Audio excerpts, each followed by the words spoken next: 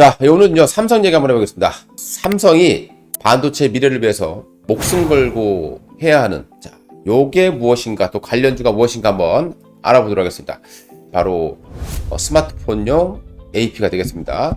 자, 이게 성공하지 못하면 TSMC의 점유율을 따라잡는 것은 사실상 불가능하다라고 보시면 됩니다.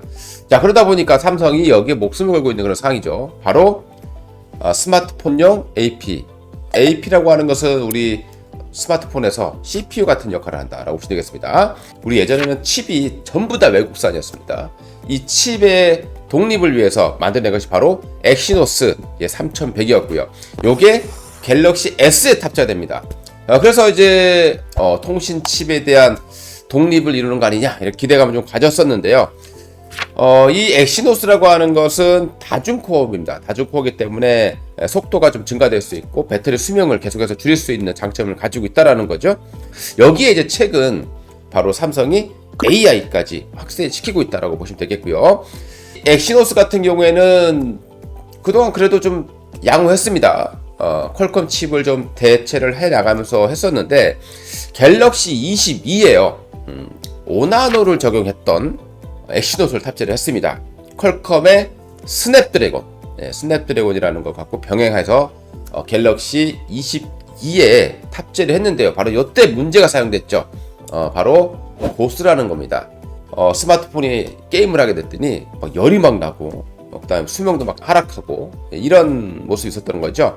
속도도 막 떨어지는 그런 문제점이 있었다는 겁니다. 그래서 갤럭시 23에는요 아예 탑재되지를 못했습니다. 폴더볼도 탑재 못하고요, 아무것도 탑재를 못하고 저사양인 A 시리즈에만 조금 탑재되는 그런 정도에서 마무리가 됐습니다. 그래서 삼성이 꿈을 키워왔던 것이 이제 사장되는 거 아니냐, 이렇게 좀 생각이 됐던 거죠. 갤럭시 23에는 아예 거의 사용되지 않았기 때문입니다. 고스 사태 이후에 바로 퀄컴의 스냅드래곤 8.2세대를 전량 사용하게 되고요. 이때 삼성의 4나노의 기술에 대한 또 수율에 영향을 미치고 타격을 좀 받았다라고 보시면 되겠습니다. 자, 이랬던 엑시노스가 다시 부활을 꿈꾸고 있는 그런 상황입니다. 바로 엑시노스 2400입니다. 자, 이 엑시노스 2400은 이전보다 수율이 70% 정도 향상된 4나노, 그러니까 이전과 같은 4나노가 아니라 훨씬 더 수율이 올라가 있는 그런 4나노에서 생산을 하게 된다고 보시겠고요. 자, 앞으로 플래그십, 대표적인 거라 되겠죠. 이 플래그십에 탑재될 것으로 보이고요. 자, 갤럭시 24에도 역시 스냅드래곤과 병행해서 탑재될 예정이고요. 자, 그리고 또 하나 중요한 것은 TSMC가 삼성의 물량을 뺏어갔다. 그 애플의 수주를 다 독점할 수 있었던 FOWLP 팬아웃 웨이퍼 레벨 패키징, 이 기술이 최초로 적용된다라는 그런 내용들이 있습니다. 최근에 보시면 어떻습니까? 삼성의 파운드리 점유율이 계속 줄고 있죠. 한때 18%, 19%까지 갔었는데 지금 다시 12%까지 떨어져 있습니다. 그 이유가 뭐겠습니까? 바로 이 엑시노스에서 찾을 수 있겠죠. 그동안에 이 엑시노스가 그래도 삼성 파운드리에서 자체적으로 제작하면서 어느 정도 영향권을 행사해 왔었는데 엑시노스에 문제가 생기면서 삼성의 파운드리도 크게 떨어졌다고 보시면 되겠습니다. 자, 여기서 더 안 좋았던 게 뭘까요? 과거에 퀄컴은 그래도 삼성에게 파운드리 반도체 칩 제조를 맡겨왔다라는 거죠. 그런데 이제는 지금 TSMC에게 수주를 주고 있는 상황이죠. 그러니까 삼성의 입장에서는 이 AP 칩, 지금은 스냅드래곤을 사용하고 있는데 이 스냅드래곤의 AP 칩을 사용하는 데 들어가는 돈이 거의 10조에 가깝습니다. 그렇기 때문에 삼성은 이제 반드시 이 엑시노스에서 성공을 해야 되고 성능 검증을 반드시 해야 되는 상황이 되겠습니다. 그래서 올해 말고 내년에 출시되는 갤럭시 24에 바로 엑시노스 2400이 탑재될 가능성이 상당히 높아지고 있다라고 보시면 좋을 것 같습니다. 자, 엑시노스 그렇다면 이번에 스냅드래곤과 비교를 했을 때 과연 성과를 보여줄 수 있을 것인가? 가장 중요하게 생각하는 70%의 수율을 확보한 공정에서 제조를 한다고 판단이 되고요. TSMC 같은 경우에 이번에 애플에 3나노를 적용한 칩을 탑재를 했었는데 뭐 이유는 아니다라고 하지만 애플 폰에도 역시 발열 문제가 있었다라는 거예요.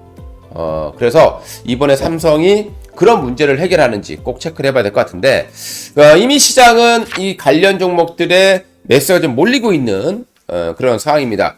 딱 3개만 보시면 돼요. 자, 첫 번째 종목이 바로 두산 테스나입니다.